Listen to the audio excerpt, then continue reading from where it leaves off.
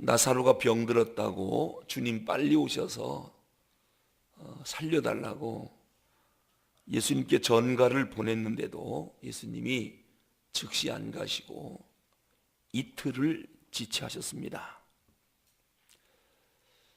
왜 지체하셨을까? 다른 사람은 몰라도 나사로, 마르다, 마리아 이 가정과는 예수님이 아주 가깝게 지냈거든요. 즉시 달려가야 맞습니다. 근데 왜 빨리 안 가셨을까? 오늘 본문을 보니까 세 가지 이유가 있었습니다. 세 가지 이유. 그 첫째는 뭐냐면 죽은 자도 살리실 수 있는 하나님의 능력을 보여주기 위해서 그랬습니다. 아마 나사로가 병들었을 때 제때 예수님이 찾아가셨으면 나사로 안 죽었을 겁니다. 근데 이틀을 지체하는 동안에 나사로가 죽었습니다. 결과적으로 나사로의 죽음을 통해서 무엇이 드러났습니까? 예수님은 죽은 자도 살리시는 분이로구나. 예수님의 능력이 대단하구나. 이 전능자라고 하는 것이 드러났습니다. 여러분, 그게 중요한 겁니다. 왜 우리 삶 가운데 어려운 일이 올까? 이유는 간단합니다. 그걸 통해서 하나님이 어떤 분인지 그거 보여주려고 그러는 겁니다. 우리가 교회 역사들을 쭉 훑어보면 하나님께 크게 쓰임받은 사람들 또는 크게 쓰임받은 교회들을 가만히 보면 엄청난 시험이 있었다라고 하는 겁니다. 왜 그래야만 됐느냐? 그래야 하나님의 능력이 두드러지게 나타나거든요. 여러분, 골리앗이 다윗에게 죽었는데요. 다윗이 돌을 던져서 새를 몇 마리 죽였다. 그러면 성경에 그렇게 대단하게 기록하지 않았을 거고, 백성들이 새 한 마리 죽인 걸 보고 다윗은 만만, 사울은 천천 이렇게 노래하지 않았을 겁니다. 그런데 이스라엘의 위기에 빠졌을 때 블레셋의 골리앗 장군을 소년 다윗이 물맷돌로 죽였습니다. 그래서 이 사건이 큰 뉴스거리가 됐고 하나님의 능력이 뭔가를 온 천하에 드러낸 그런 사건이 된 것입니다. 그러니까 우리 삶 가운데 어려운 일이 올 때 쪼무레기들 몇 명 물리친 거 이건 뉴스거리가 안 됩니다. 워낙에 큰 일이 우리에게 올 때 그거를 물리쳐야 그게 뉴스거리가 되죠. 그러니까 우리에게 여러 가지 어려운 일이 올 때 우리를 죽게 하려고, 우리를 넘어뜨리려고 그런 어려운 일이 발생하는 게 아닙니다. 그런 어려움 가운데서도 하나님이 우리에게 새로운 일을 이루게 하려고, 새로운 영광을 보게 해주려고 그런 어려운 일들이 우리 삶 가운데 일어나는 겁니다. 그래서요, 어려운 일이 오면 우리가 어떤 생각을 해야 되느냐면 앞으로 얼마나 큰 영광을 우리에게 보여주려고 이런 일들을 허락하시는가. 이게 어려운 일을 대하는 성도들의 바른 생각입니다. 틀림없이 하나님의 뜻이 있을 것이다. 어려운 일이 눈앞에 닥치면 그렇게 생각하세요. 이러다가 내가 다윗 되는 거 아닌가? 골리앗만 물리치면 될 거 아닙니까? 돌멩이로 새 한 마리 떨어뜨려 갖고는요 뉴스가 안 돼요. 하나님께 큰 영광 드러낼 수가 없어요. 골리앗이니까, 골리앗을 물리쳤기 때문에, 태산 같은 어려움을 물리쳤기 때문에 이게 뉴스거리가 되고 다윗이 왕이 된 거 아니겠습니까? 요셉도 수많은 어려운 일을 통과한 뒤에 국무총리가 됐습니다. 왜 그런 어려운 일이 요셉에게 왔을까요? 국무총리 되게 하려고요. 그러니까 어떠한 어려운 일이 와도 하나님의 자녀를 하나님이 어려움 속에 버려두는 법이 없습니다. 어디를 봐도 한 번도 버린 적이 없습니다. 그 어려운 일을 통해서 하나님이 큰 영광을 꼭 받으셨습니다. 문제는 그 어려움을 대하는 성도들의 자세입니다. 그래서 나사로가 죽기까지 주님이 안 오신 겁니다. 만약에 나사로가 감기 걸려서 콜록콜록 할 때 예수님이 가셔서 그걸 고쳐주셨다. 그 사건 성경에 기록되겠습니까? 이게 이슈화가 되겠습니까? 동네에 떠들썩한 소문이 나겠습니까? 감기 하나 고친 것 같고. 이건 뉴스거리가 안 됩니다.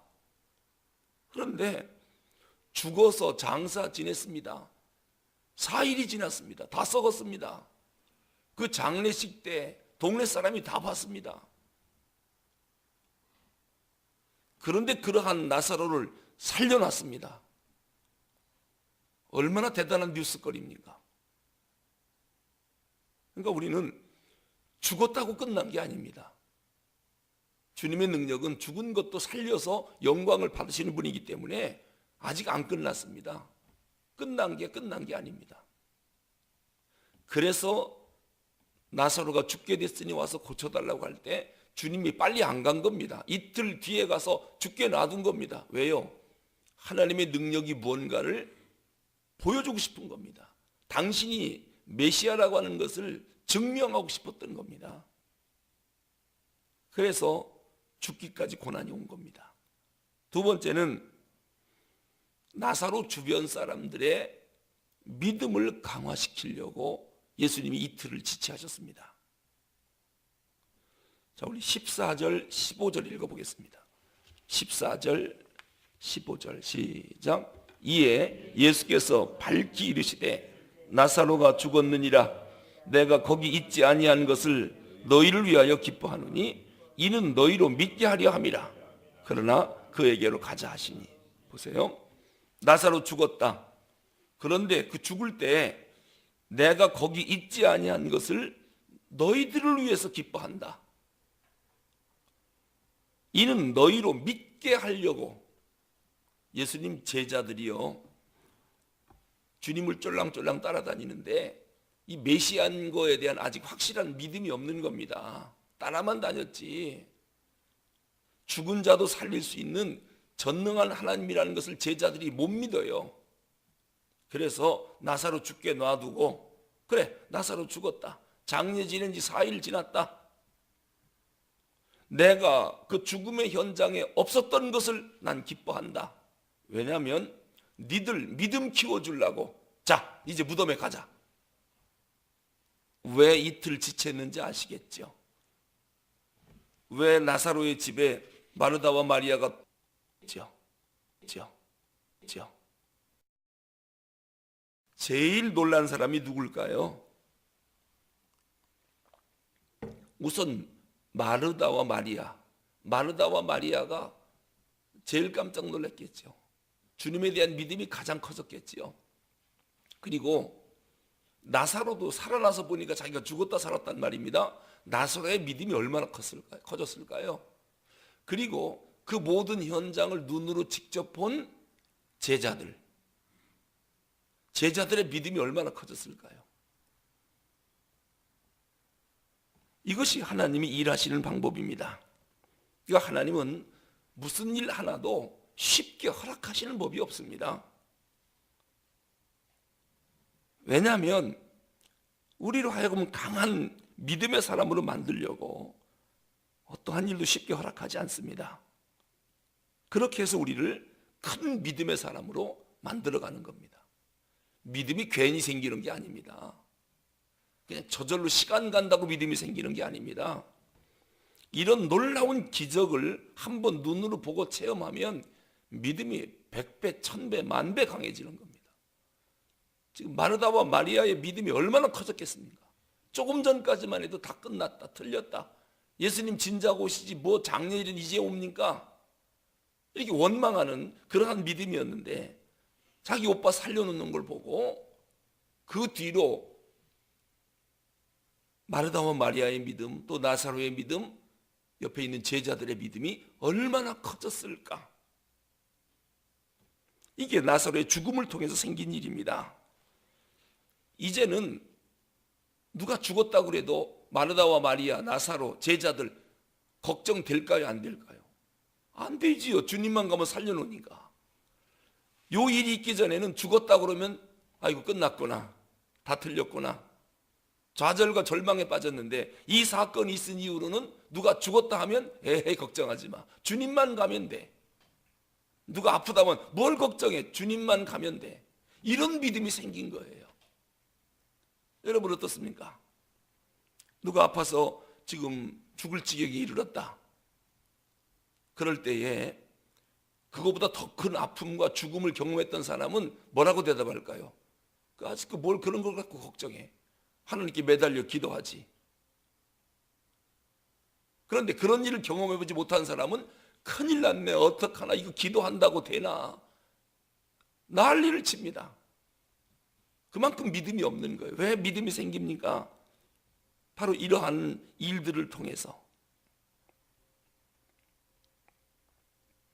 아마 이 사건을 보고 제자들과 마르다, 마리아, 나사로 무슨 생각을 가졌느냐? 예수님이 25절 26절에서 뭐라고 말씀하십니까?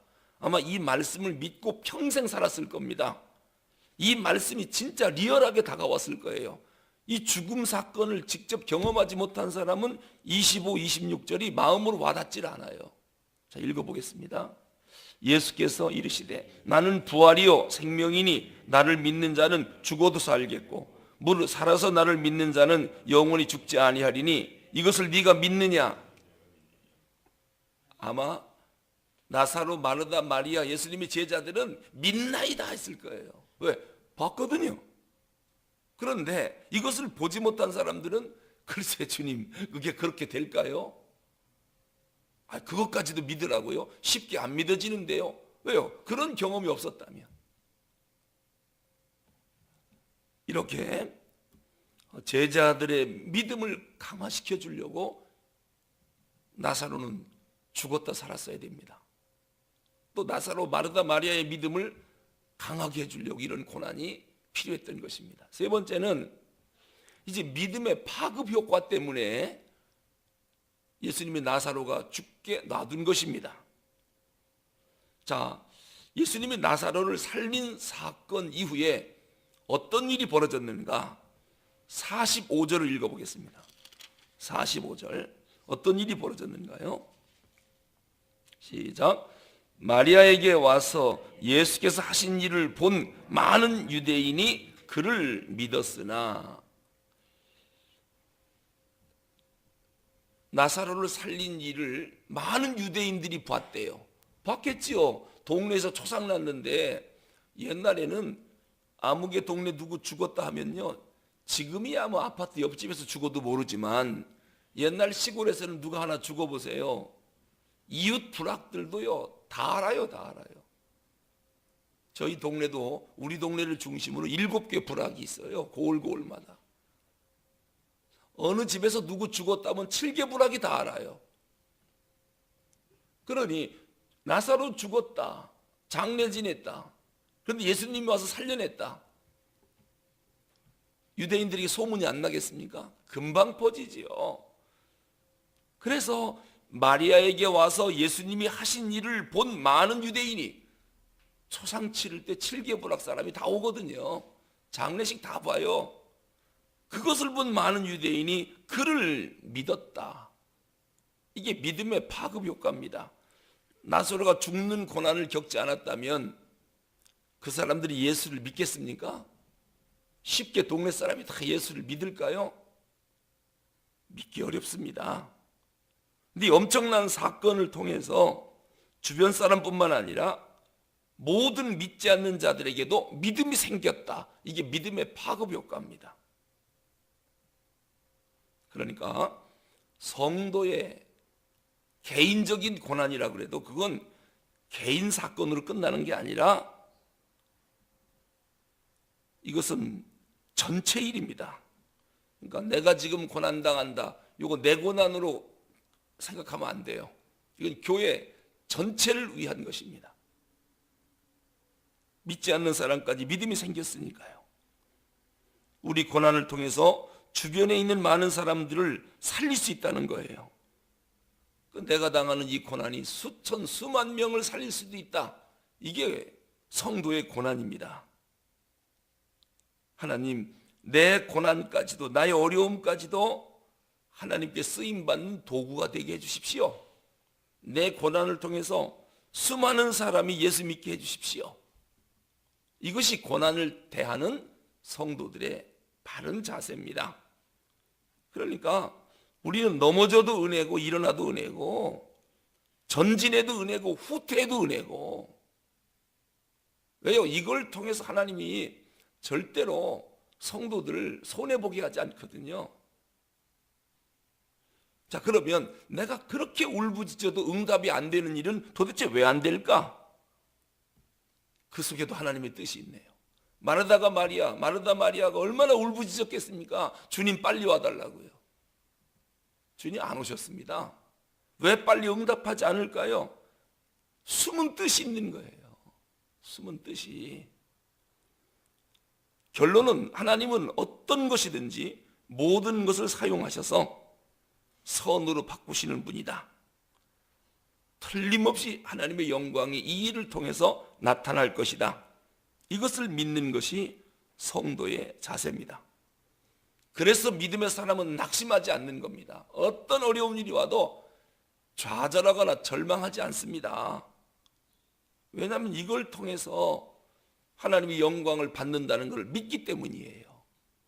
믿음 없는 사람은 조그만 일이 오면 그냥 좌절에 빠지고 큰일 났다, 난리 났다, 호들갑들을 떨지요. 그거를 통해서 이루실 하나님의 역사를 못 보기 때문에 그런 것입니다.